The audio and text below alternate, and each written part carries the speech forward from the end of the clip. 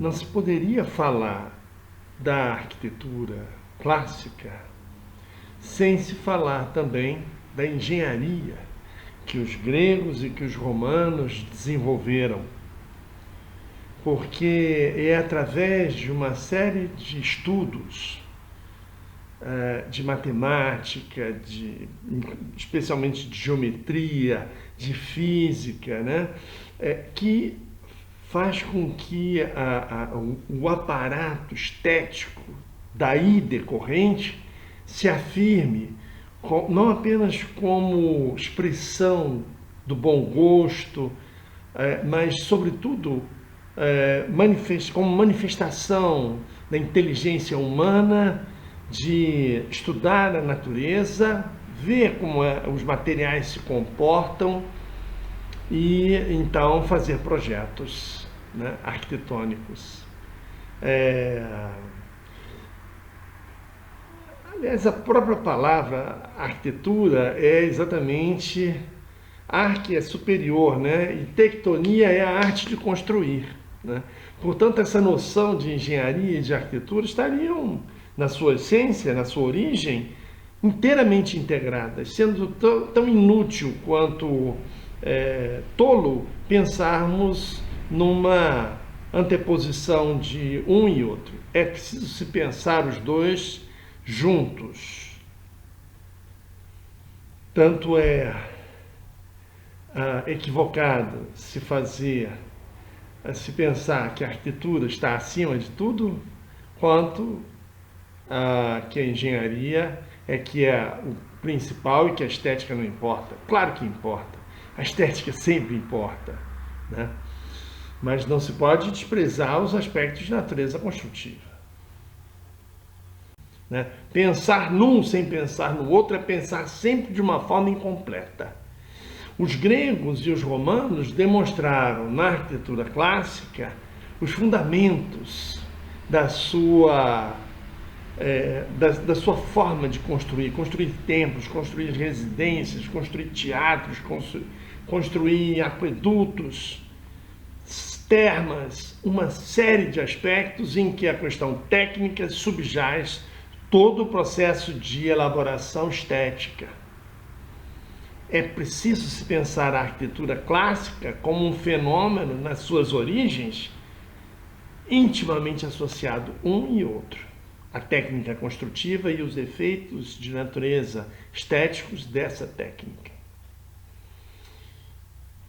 Vamos ver, então, em algumas imagens e textos que se seguem, um pouco dessa arquitetura, que também, assim como a arte, assim como o teatro, assim como a literatura de uma maneira geral, encontra-se na base da formação do mundo ocidental.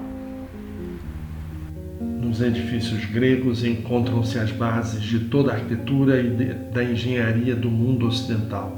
Os romanos vieram na sequência dos ensinamentos semeados pelo mundo helênico e os aprimoraram, mas toda a origem está nesta forma equilibrada e harmoniosa que os gregos inventaram e que souberam cultuar. Ao se observar um edifício como o Párthenon, situado em Atenas, percebemos o quanto desse gosto pelo equilíbrio existe nas composições clássicas. O templo foi construído por Calícrates e Ctinos sob a supervisão de Fídias entre os anos 447 e 438 a.C. Hoje se encontra em ruínas, mas em seu apogeu a edificação fulgurava sobre o cimo da Acrópole, com seu porte majestoso, suas esculturas hoje perdidas por ação de saque, sua imponência imorredora, suas cores. Sim, o Párthenon era pintado. O templo dedicado a Atena, Párthenos, é da ordem dórica, como atesta o capitel das colunas, onde se vê o ábaco apoiado sobre o equino.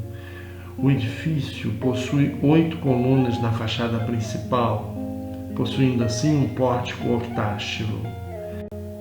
Esse prédio é fruto de intensos estudos de natureza geométrica, procurando-se soluções harmoniosas para as quais concorrem relações matemáticas obtidas com o número áureo entre outras proporções.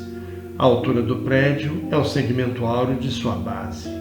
Sua fachada principal não é totalmente retilínea, podendo ser constatada, com o recurso de instrumentos de precisão, ligeira curvatura côncava na altura do alinhamento do entablamento em relação ao plano vertical da fachada, destinada a corrigir a diminuta deformação que o olho humano experimenta ao observar retas muito extensas e altas.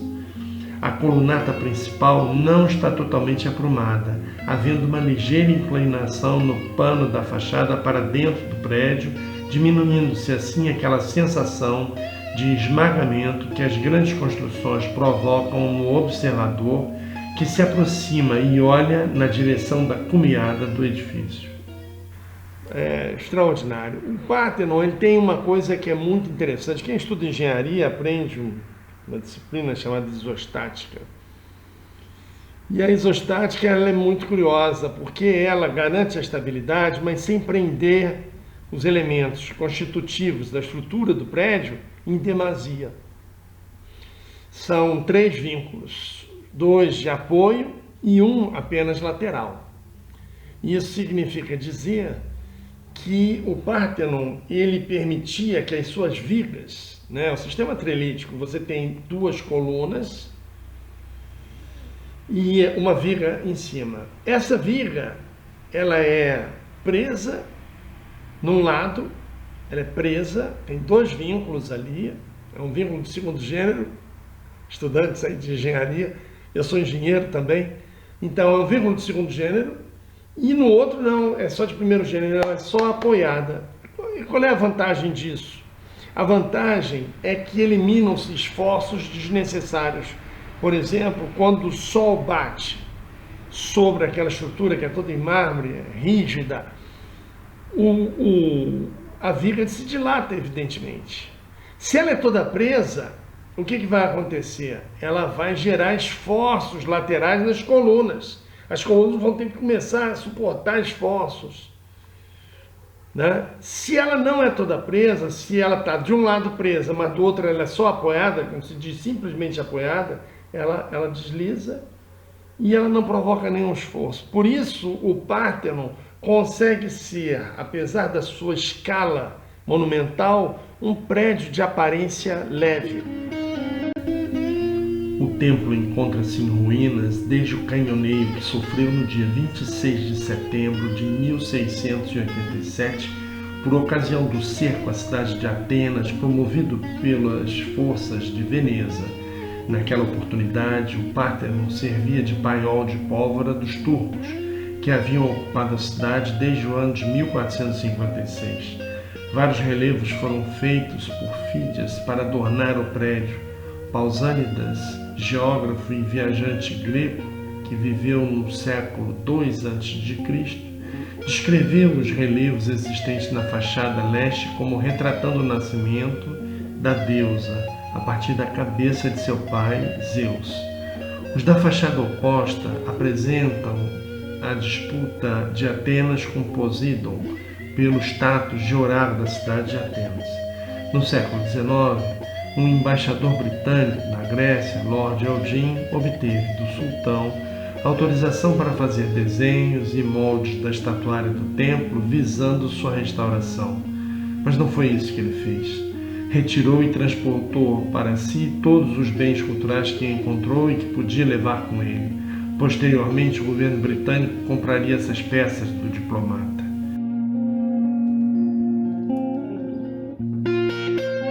Há aquelas edificações de planta circular, cercadas de colunas e encimada por um telhado em forma de um cone abatido. Os gregos não conheciam o zimbório ou cúpula, normalmente chamadas de tolos, onde também se praticavam ritos aos deuses gregos. Dada a natureza da liturgia do culto pagão, pela qual era interdito a qualquer senão ao sacerdote, o ingresso no interior do templo, seu recinto sagrado era de estreitas dimensões. Originalmente, o templo não era a edificação propriamente dita, mas um espaço aberto onde os sacerdotes, álgures ou pitonises faziam suas leituras no céu para as predições correspondentes, especialmente num templo dedicado a Apolo. A religiosidade clássica era profundamente associada à natureza. A arquitetura refletiu esse aspecto.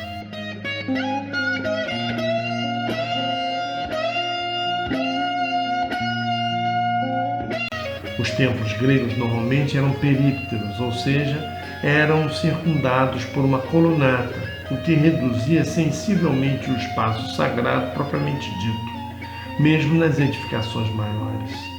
A edificação religiosa dedicada a Poseidon, na cidade grega de Pastel, localizada na Península Italiana, é um outro exemplo dessa arquitetura majestosa, onde se emprega o vocabulário clássico, seguindo também a ordem dórica.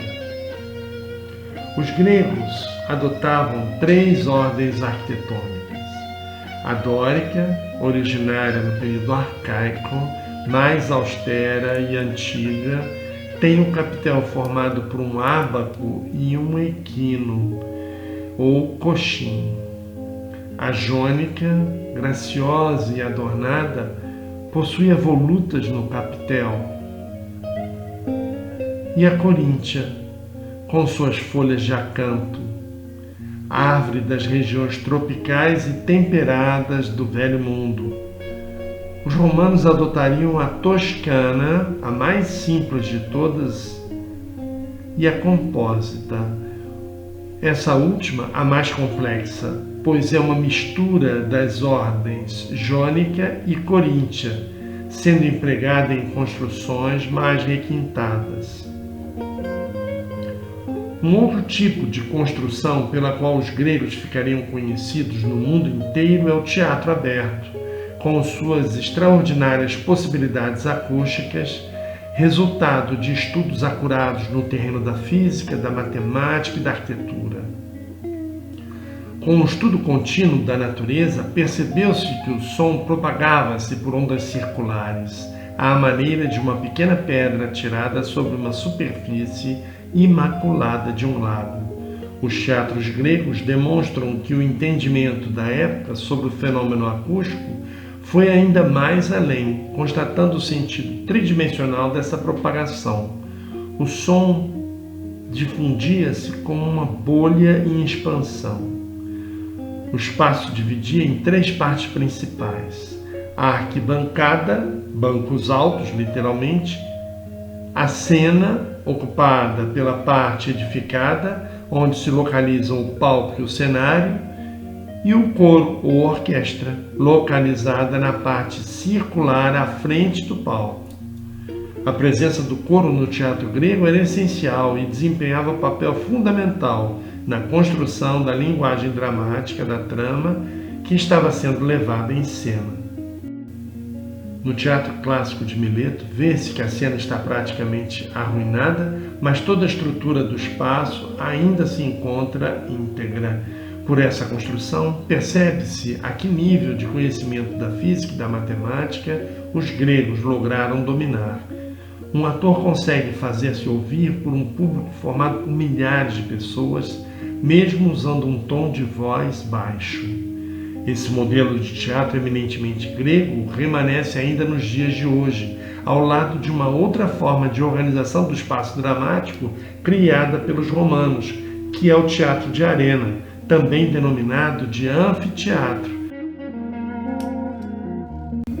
A arquitetura romana segue de perto os programas e partidos da grega, mas enriquece-a com um contributo advindo dos estudos da matemática e da física que os romanos desenvolveram.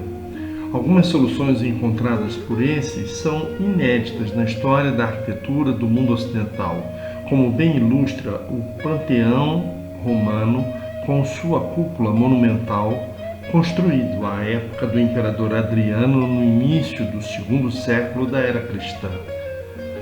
Outra dessas inovações é o arco pleno, que aparece em janelas, portas e vãos a serem vencidos pela engenharia e, ao mesmo tempo, funcionando como elemento estrutural de uma edificação de forma mais eficaz e econômica do que a viga retilínea conseguia fazer. Observe-se tal característica no Coliseu, edificado por ordem do imperador Tito Flávio Vespasiano. O outro nome do prédio, aliás, é Anfiteatro Flaviano. Entre os anos de 70 e 80 da nossa era cristã. Projetado inicialmente para conter 50 mil pessoas, foi ampliado posteriormente em mais um andar, passando a suportar 90 mil espectadores. Esse enorme anfiteatro foi desativado no século VI, já em época posterior ao fim do Império Romano. A presença dos arcos plenos ameniza enormemente o efeito pesado que a superfície da fachada apresentaria, caso a parede não fosse vazada por esses sucessivos vãos. Por outro lado, o conjunto de arcos confere um ritmo extremamente agradável à vista, estabelecendo um padrão que se transforma lentamente sob o efeito da perspectiva, à medida em que nossos olhos percorrem a superfície curvilínea do prédio. Os arcos plenos também foram usados a miúde num outro tipo de construção genuinamente romana, o aqueduto. Através desses, os romanos conseguiam levar água desde os rios até as cidades, onde o crescimento populacional requeria um melhor abastecimento, tanto quanto serviços de saneamento básico destinados a criar condições mais saudáveis de vida para a população. Quando o aqueduto era muito elevado, os engenheiros faziam seus apoios de forma escalonada, para não onerar a base dessas construções com cargas desnecessárias e um aspecto por demais pesado. Veja-se o caso, por exemplo, do aqueduto de Segóvia, cuja base apresenta-se bem mais larga do que a parte superior do aqueduto.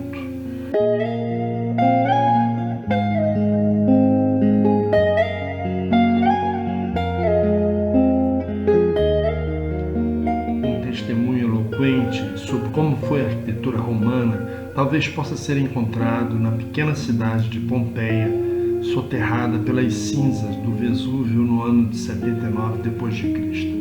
e redescoberta no ano de 1748. Ali, os arqueólogos encontraram casas simples e palácios, fórum e templos, esculturas e pinturas, teatro e anfiteatro, termas e monumentos, fragmentos do que foi um dia a vida regida pela cultura clássica.